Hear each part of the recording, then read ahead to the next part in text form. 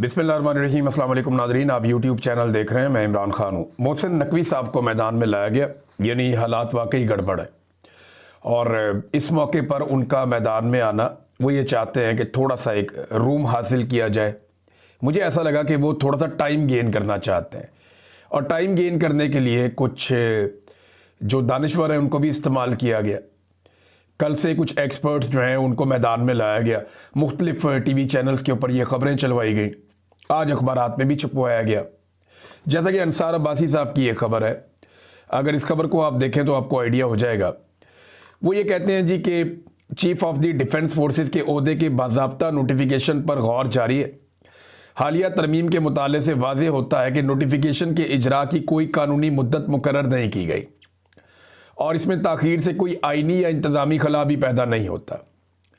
ये इन्होंने अखज़ कर लिया अंसार अब्बासी साहब ने। तो हम सारे जानते हैं, उनको भी बताया गया है कि उन्होंने जंग में अपनी बाई लाइन एक स्टोरी भी छाप दी है कि जनाब कोई प्रॉब्लम नहीं है, पाकिस्तान में सारी चीज़ें कानून और कायदे के मुताबिक चल रही हैं और पाकिस्तान में जनाब इस वक्त एक आर्मी चीफ भी मौजूद है, सारी चीज़ें कंट्रोल्ड हैं और कुछ ऐसा नहीं है जैसा मार्केट के अंदर या खबरों के अंदर जो बातें फैली हुई हैं। उनको नॉर्मलाइज करने की कोशिश कर रहे हैं। लेकिन मोहसिन नकवी साहब की अगर आप प्रेस कॉन्फ्रेंस सुने और उसके ऊपर अगर आप गौर करें तो आपको ये समझ आती है कि एक बेचैनी तो है एस्टेब्लिशमेंट के कैंप में। देखिए, मोहसिन नकवी साहब जो हैं वो एस्टेब्लिशमेंट के आदमी हैं, इनका गवर्नमेंट से कोई ताल्लुक नहीं है। आसिम मुनीर साहब से इनके ज़ाती ताल्लुकात हैं। उन ज़ाती ताल्लुकात की बुनियाद पे ये एक मीडिया वाले से या एक मीडिया के सेठ से इन्होंने अपना जो किरदार है उसको तब्दील किया और वो एक सियासतदान बन गए और ये वक्ती तौर पे एक सियासतदान का इन्होंने रूप धारा है। इनका कोई सियासी करियर नहीं है, कोई अवामी नौइयत की इनकी शख्सियत नहीं है।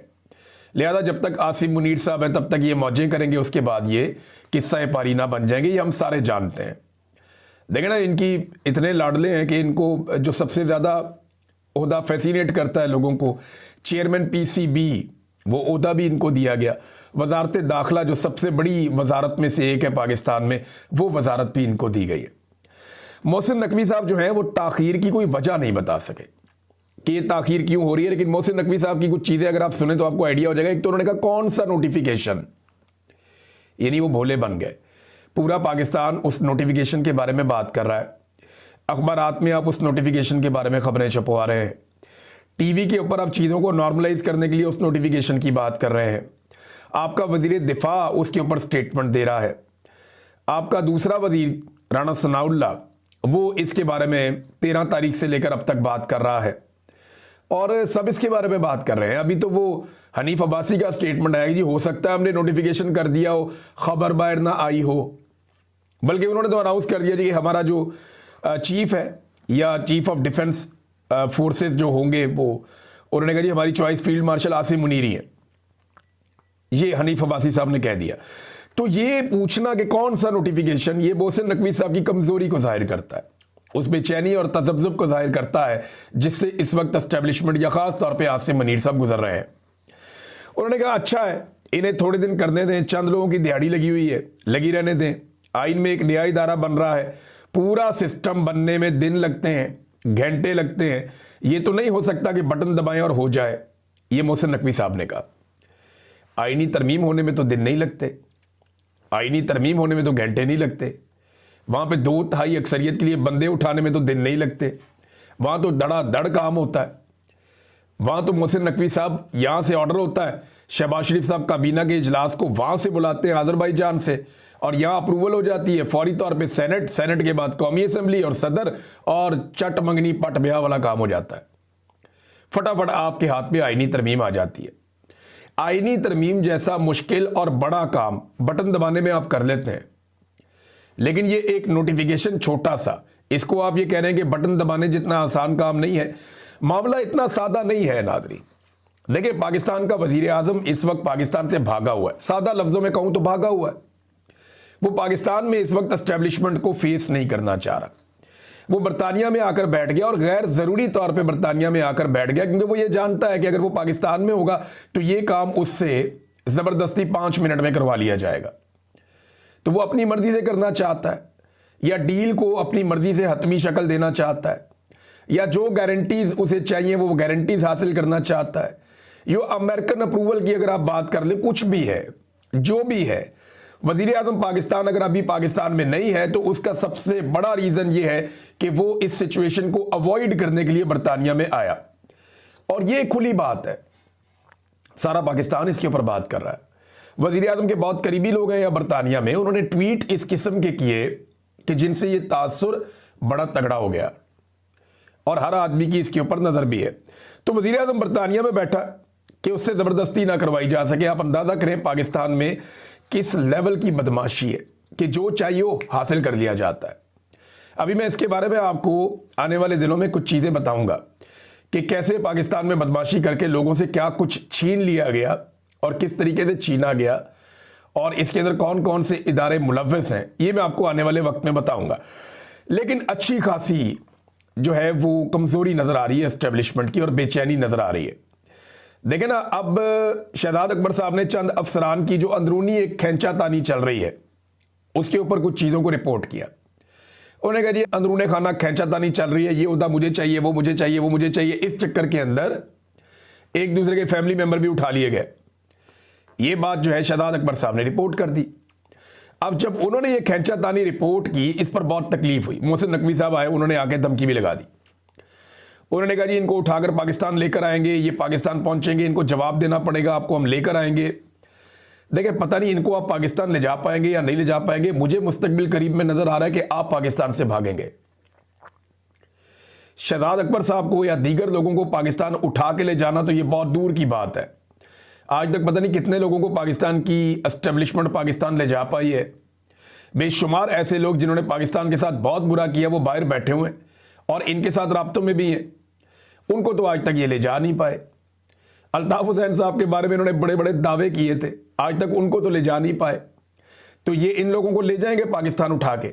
जो मुझे दिखाई दे रहा है वो ये दिखाई दे रहा है कि बहुत जल्दी ये सारे लोग खुद पाकिस्तान छोड़कर भाग जाएंगे। आज नहीं तो कल इनको भागना पड़ेगा, क्योंकि अवाम में इनकी जड़ें हैं नहीं, लोग इनसे नफरत करते हैं और इनका इक़्तिदार हमेशा रह नहीं सकता।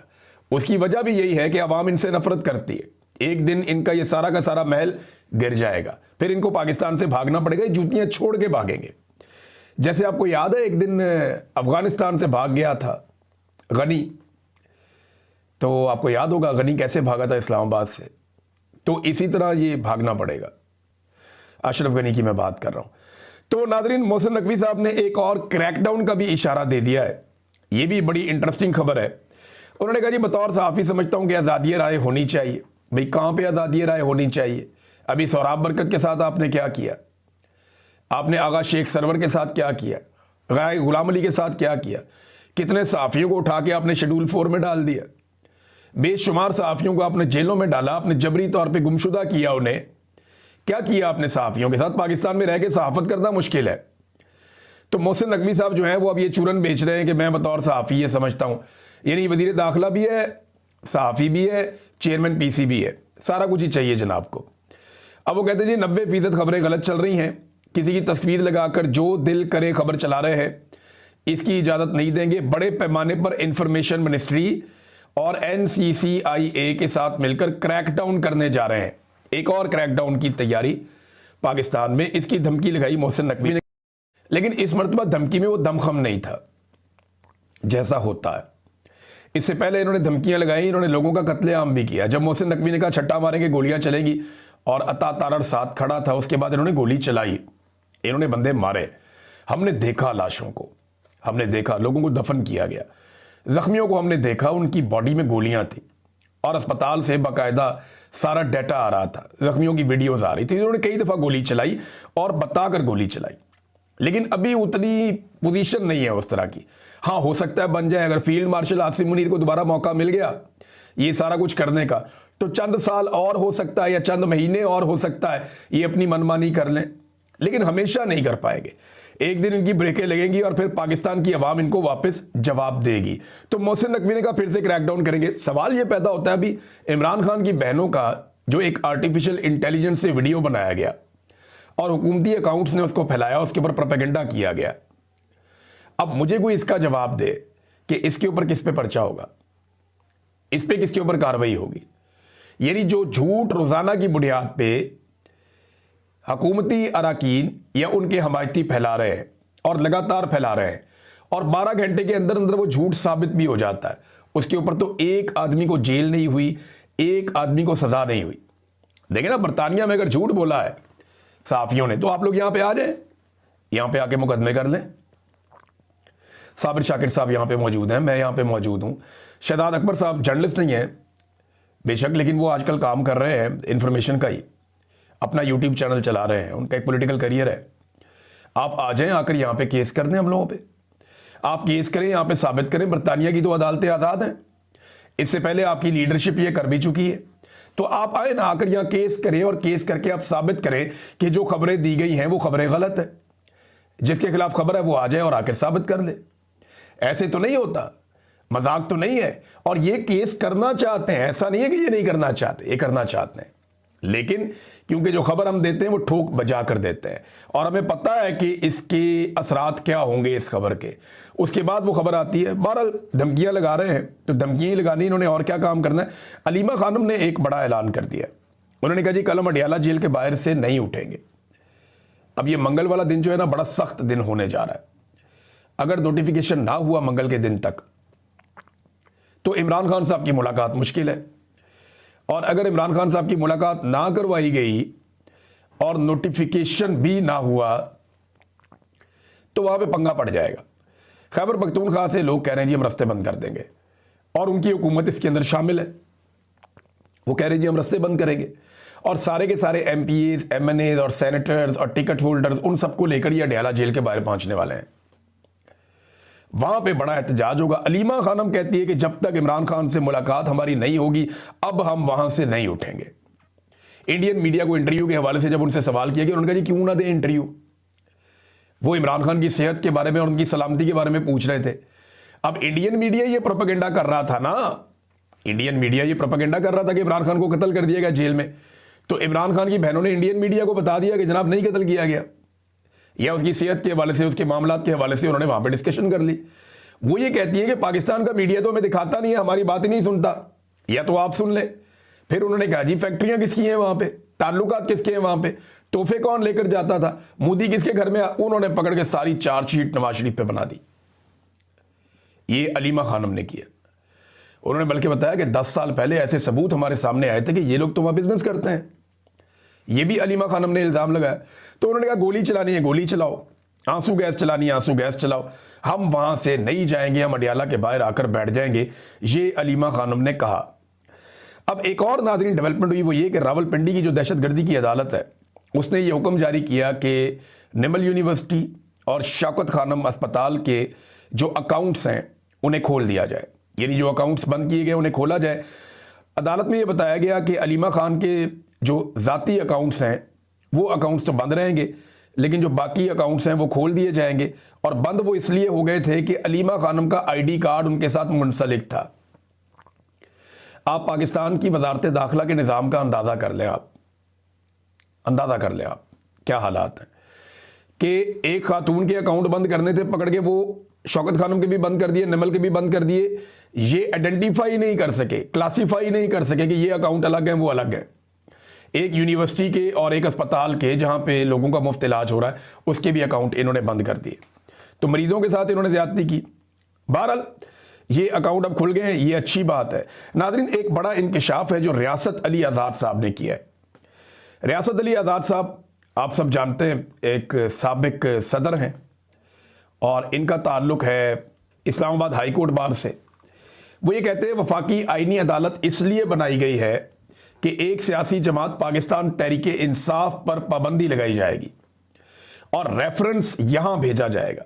यानी उन्होंने बताया उनको ये बात पता चली है और ये बड़ी खौफनाक बात है। वो ये कहते हैं पाकिस्तान तहरीके इंसाफ पर बतौर जमात पाबंदी लगाई जाएगी और फिर रेफरेंस भेजा जाएगा वफाकी आईनी अदालत में, क्योंकि अब यहां पे रेफरेंस आना है।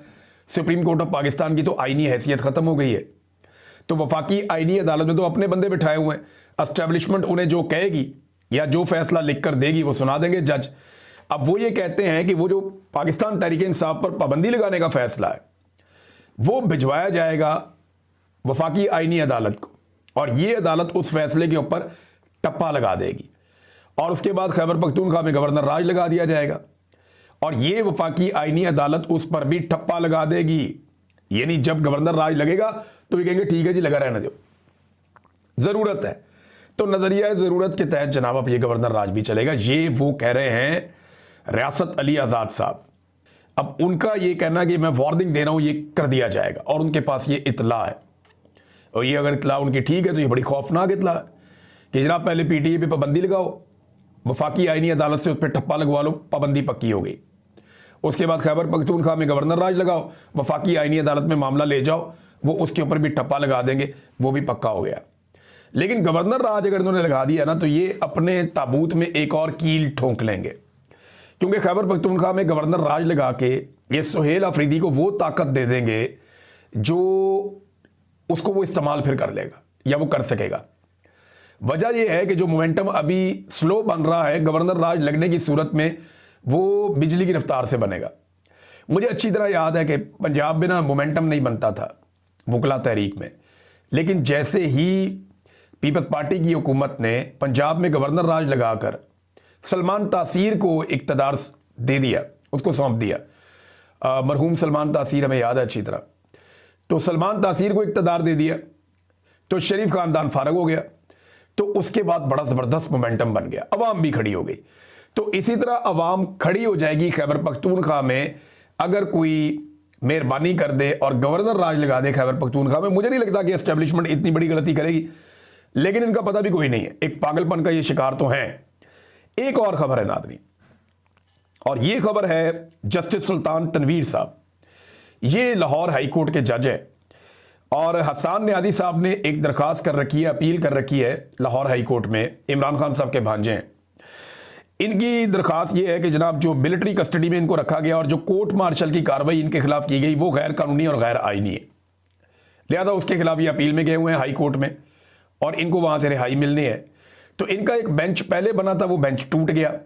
अब जब दोबारा बेंच बना उसमें जस्टिस सुल्तान तनवीर जो हैं वो बेंच के सरबराह थे, 2 रुकनी बेंच। अब ये बेंच भी टूट गया क्योंकि जज साहब ने समाज से इनकार कर दिया, उन्होंने माजरत कर दी, उन्होंने कहा मैं नहीं सुनता। आप अंदाजा करें कि जजेस के ऊपर कितना दबाव है कि जजेस हसन न्याजी का केस नहीं सुन पा रहे। पहले एक जज के पास जाता है वो कहता है मैं नहीं सुनता, दूसरे के पास जाता है वो कहता है मैं नहीं सुनता। ये निज़ाम किस हद तक नंगा हो चुका है। अब एक और बेंच बनेगा, ये केस वहां पे जाएगा। तो मेरे ख्याल में अब जस्टिस आलिया नीलम साहिबा को कोई ऐसा बेंच बनाना चाहिए जो टूटे ना और मन मर्जी का फैसला दे दे।